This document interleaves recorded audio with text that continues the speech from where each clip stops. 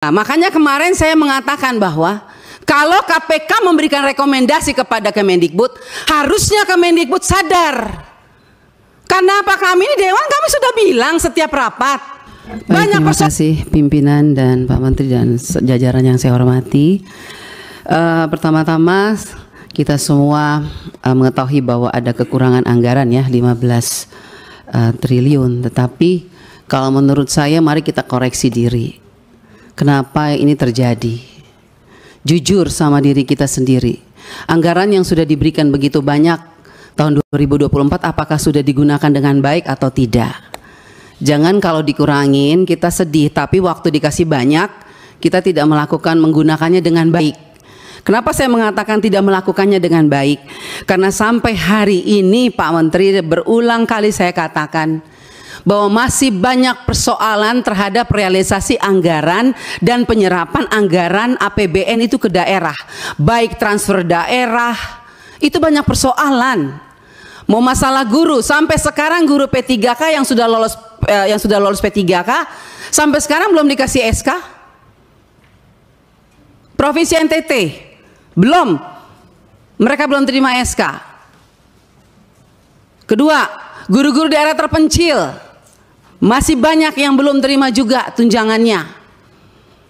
Ketiga, banyak bangunan-bangunan sekolah yang masih terbengkalai padahal dari 2021 anggarannya. Saya salah kasih contoh, di Kabupaten Kupang ada 17 sekolah bangunan yang dari 2001 sampai sekarang tidak terselesaikan. Mau lagi, kita lihat lagi. Dana-dana PIP.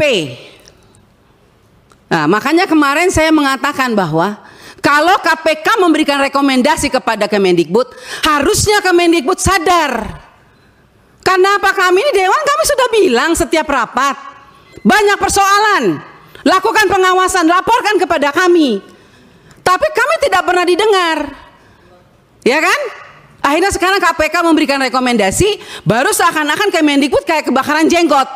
Bahkan kami anggota pemangku kepentingan mau diatur sama Kemendikbud untuk melakukan verifikasi oleh dinas. Loh, Anda sebagai kementerian mau nggak dilakukan verifikasi sama dinas?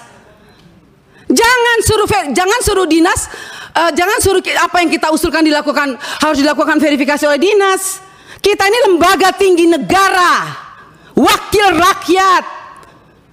Kita yang menentukan anggaran di Indonesia ini. Bagaimana kepala dinas bisa memverifikasi data yang kita berikan? Anda sebagai kepala kementerian mau nggak diverifikasi sama dinas? Bapak Ibu ini kan orang-orang pintar setaunya saya di Kemendikbud. Orang-orang berpendidikan. Kok bisa salah mengambil kebijakan? Anda mengeluarkan Perseksjen yang dimana poin nomor 3 dikatakan bahwa data yang direkomendasikan sebagaimana dimaksud pada huruf B diverifikasi oleh dinas pendidikan. Loh, kita ini pemangku kepentingan usulkan itu dari Dapodik sekolah. Dapodik itu harusnya kan, makanya tadi Pak Andre bilang operator sekolah itu diperhatikan karena semua itu dari operator sekolah. Kepala sekolah aja kadang-kadang tidak tahu apa yang terjadi dilakukan oleh operator sekolah. Dinas pendidikan juga nggak tahu. Nah, kementerian juga. Jadi kalau mau lakukan verifikasi, harusnya kementerian melakukan verifikasi terhadap dinas, dinas lakukan verifikasi terhadap kepala sekolah, hasil verifikasi itu baru diberikan kepada kami. Itu jangan dibolak-balik.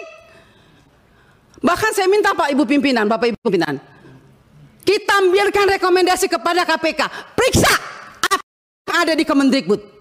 Karena ini banyak persoalan, PIP, KIP, dana BOS, banyak hancur ini.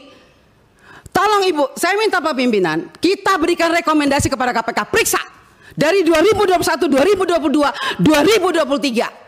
Nggak usah tambah anggaran kalau memang banyak korupsi, uang negara habis, bukan untuk rakyat. Saya marah Pak Menteri untuk sekian kalinya. Karena memang ini kenyataannya di lapangan. Jangan dong kita dibikin seperti anak kecil. Kok apa yang diusulkan kita mesti diverifikasi oleh dinas pendidikan? Anda mau nggak sebagai menteri diverifikasi oleh dinas? Jangan aneh-aneh lah. Kalian tuh dipilih oleh presiden, harusnya berikanlah yang terbaik untuk rakyat. Semoga pembicaraan saya ini dilihat oleh presiden yang baru. Semoga presiden yang baru memperhatikan kinerja kementerian sekarang ini, memperhatikan eselon-eselon 1 yang sudah ada ini, tidak memberikan solusi kepada negara, hanya membuat persoalan di daerah. Yang tertinggal tetap tertinggal, yang guru menangis tetap menangis. Bicara plafon digital, mana keadilan untuk daerah 3T? Enak daerah-daerah yang sudah ada internetnya diberikan terus, tapi kita yang daerah 3T yang tidak ada internetnya dibiarkan begitu saja. Mana keadilan sosial bagi seluruh rakyat Indonesia, Pak Menteri?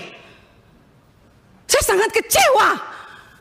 Kita sudah mau habis masa jabatan, Anda mungkin sebentar lagi habis, atau Anda lanjut, saya tidak tahu.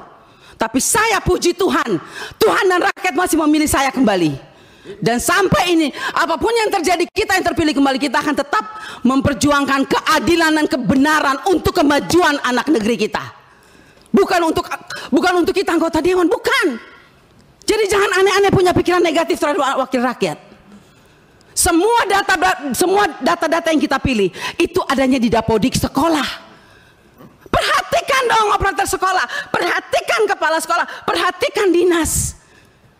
Jangan hanya urus yang besar-besar triliunan, tapi begitu sampai di bawah tidak pernah diperhatikan. Omong kosong semua ini. Saya setuju KPK memberikan rekomendasi. Bila perlu kita berikan rekomendasi kepada KPK, periksa Kemendikbud. Biar kita lihat siapa yang bobrok, siapa yang mencintai negeri ini sebetulnya. Wakil rakyatkah atau mereka? Jangan begitu dong. Bikin persesjen memalukan, Bu Sekjen. Ya iyalah, Anda jangan senyum.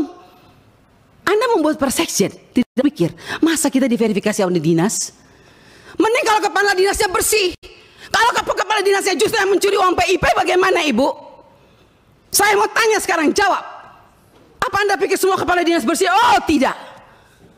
Mari kita buktikan. Mau kita turun, kita buktikan, kita tanya jangan sama kepala dinas, tanya sama penerima PIP. Itu baru bisa jawab jawabannya. Kalau Anda hanya turun hanya di dinas, semua jawabannya bagus. Tapi coba turun ke rakyat, turun ke penerima orang tua. Kalau nggak lihat itu orang tua punya air mata. Omong kosong. Nama ada, SK ada, uang nol sampai hari ini. Baik.